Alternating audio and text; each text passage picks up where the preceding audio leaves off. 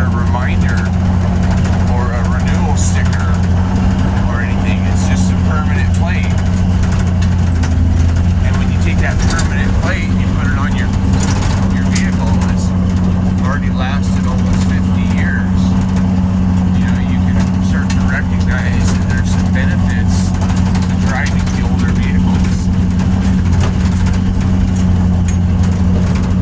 So, just because a vehicle only gets 10 to 12 miles per gallon, which a lot of the new SUVs are only getting that. So I've got an SUV that is really a tough rig.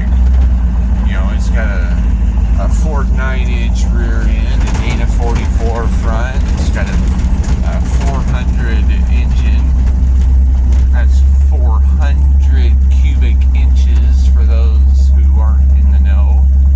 It's got a C6 automatic and a 205 transfer case. You know, all pretty bulletproof components.